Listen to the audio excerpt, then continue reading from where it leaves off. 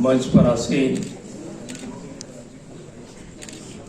Chancellor Sunil Galgotia जी, vice chancellor Mallikarjun बाबू जी, सेल्वा रानी जी, professor Renu Luthra जी, doctor Awadhesh Kumar ji, professor Meenakshi Sharma ji, उपस्थित सभी विशिष्ट जन, प्यारे बच्चों, मुझे कल आप लोगों के बीच आना था, लेकिन मैं इसको अपना दुर्भाग्य कहूं या दुर्योग कहूं कि कल नहीं आ सका, क्योंकि कल कैबिनेट की मीटिंग बुला ली थी माननीय योगी जी ने। तो आदेश हुआ कि कल नहीं तो आ जाइए, तो हम आ जाएंगे।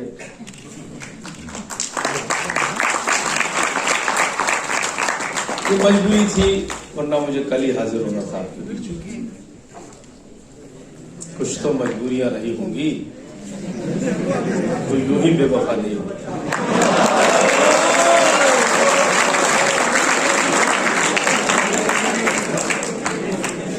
तो आशा है कि आप मेरी इस मजबूरी को समझते हुए मुझे माफ करें। मित्रों, बहुत देश के कोने कोने से आए छात्रों से मिलने का मौका मिल रहा है और शिक्षा के प्रांगण में मिल रहा है, और शिक्षा का प्रांगण भी ऐसा वास्तव में जहां शिक्षा का वातावरण भी है। जितना मैं घूमा हूं, देखा है, खत का मजमून भांप लेते हैं लिफाफा देखकर। जितना देखा उससे मैंने जान लिया कि जो सुना था इस यूनिवर्सिटी के बारे में उससे कहीं ज्यादा है।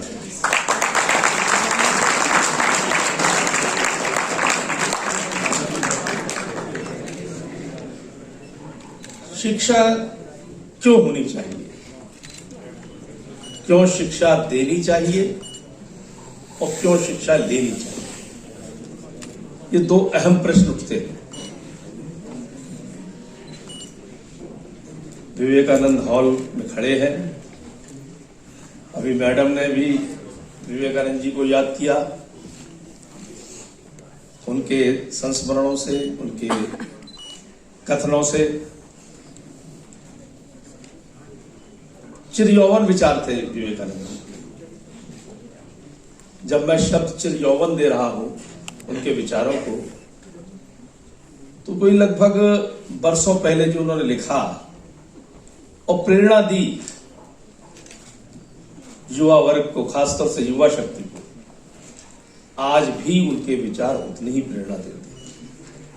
इसलिए मैं उनके विचारों को चिरयौवन विचार। पिछले दिनों शिक्षा का उद्देश्य मात्र डिग्री प्राप्त करना रह गया या डिग्री देना रह गया। जो शिक्षा देते थे वो डिग्री देकर अपने कर्तव्य की दिशा समझते थे, जो शिक्षा लेते थे वो डिग्री प्राप्त करने के लिए लेते थे कि मुझे डिग्री मिल जाए तो मैं कहीं नौकरी करूंगा। शिक्षा देने का उद्देश्य स्वामी जी के शब्दों में, क्योंकि उनसे किसी ने पूछा कि स्वामी जी, मानव जीवन के लिए शिक्षा आवश्यक है या संस्कार? स्वामी जी कुछ देर मौन रहे, फिर बोले संस्कार युक्त शिक्षा आवश्यक।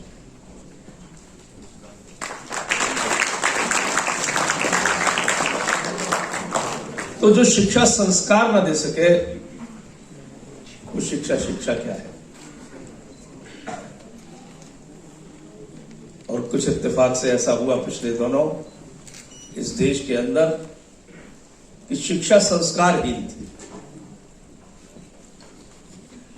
लॉर्ड मैकाले ने शिक्षा पद्धति को देते हुए सोच क्या था उसका आपको समझ में आ जाएगा कि जब वो यहां पर शिक्षा पद्धति देके अपने देश पहुंचता है, उसके लिए वो देशभक्ति हो सकती है, तो हमारे लिए कितना बड़ा अभिशाप देके गया था वो। उसके पिता ने जब पूछा उससे कि क्या करके आए हो तुम हिंदुस्तान के अंदर, तो बोला ऐसी शिक्षा पद्धति देके आ रहा हूं जिससे काले अंग्रेज पैदा हो। शरीर से हिंदुस्तानी होंगे लेकिन मानसिक रूप से अंग्रेज पैदा होंगे, हमारे एजेंट होंगे, हमारे नौकर बनेंगे। वो शिक्षा पद्धति देके जाना, और वही हुआ। मानसिक रूप से हम अंग्रेज बनते चले गए।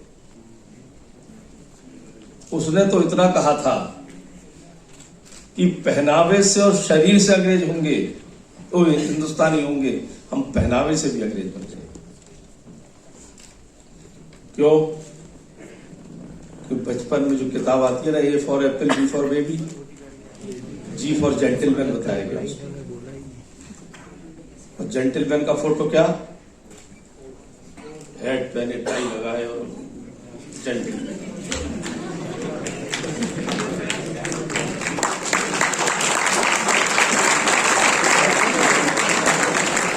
अब बच्चा पढ़ रहा है छोटा सा,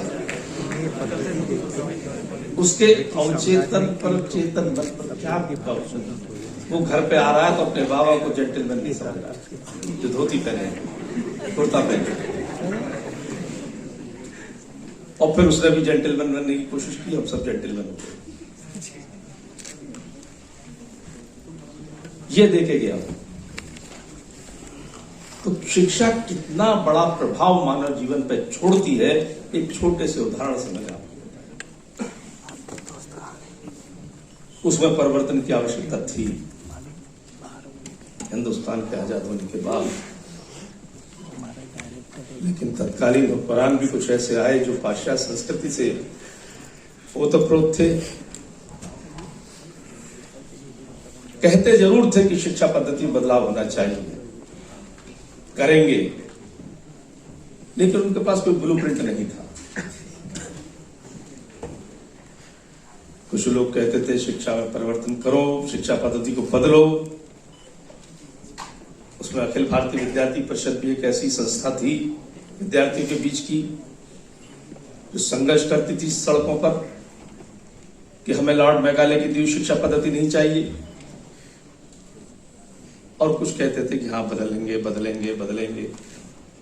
ना बदलेंगे कहने वालों के पास कोई ब्लूप्रिंट था, और विद्यार्थी परिषद को छोड़कर किसी संस्था के पास कोई ब्लूप्रिंट नहीं था कि ये बदलनी चाहिए। फिर इस देश में एक ऐसा नेता आया, नरेंद्र मोदी,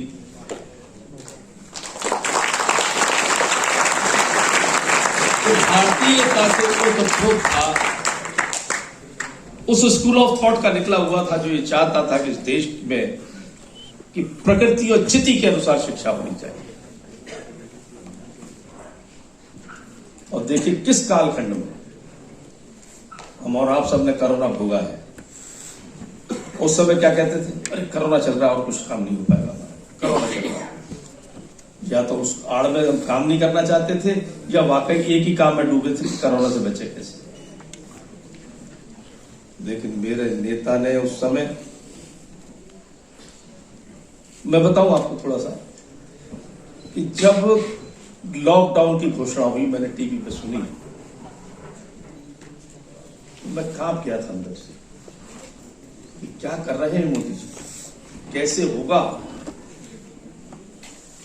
कि लॉकडाउन मतलब हवाई जहाज बंद, रेल बंद, कारें बंद, आदमी बंद, आना जाना बंद, मार्केट बंद। तो जो रोज का कुआं खोदते हैं, रोज का पानी पीते हैं, उनको खाना कैसे मिलेगा?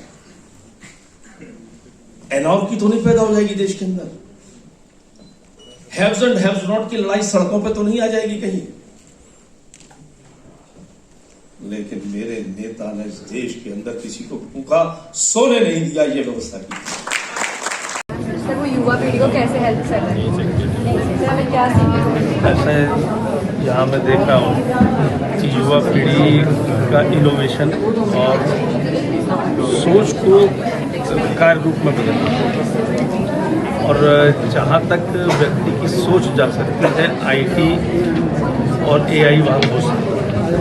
तो ये उसका एक उदाहरण है कि जो बाय द वे दिव्यांग हो गए, एक्सीडेंट से कुछ शिकार हो गए, उनको अपने उस जीवन को जीने के लिए कैसे किया जाए, एक सोच रही होगी इनकी और सोच तक ये लोग पहुँचे हैं।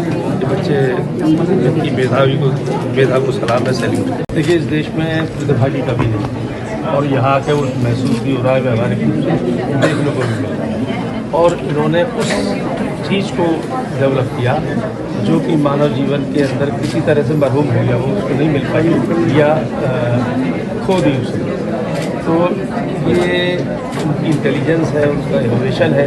और जो मैं कभी कभी कहता हूँ कि जो व्यक्ति सोच सकता है एआई या आईटी से कर सकता है, ये उसका जीता जागता उदाहरण मैं देख रहा हूँ। सर, अभी आपने अपने भाषण में एक बात की NEP 2020, तो आप NEP 2020 और SIH को किस तरीके से एक दूसरे से संबंधित करते हैं, उनका किस तरीके का रिलेशन आप देखते हैं? जब उसमें मैंने कहा था कि शिक्षा को तकनीक से जोड़ो, तकनीक से जोड़ो। Thank you so much sir.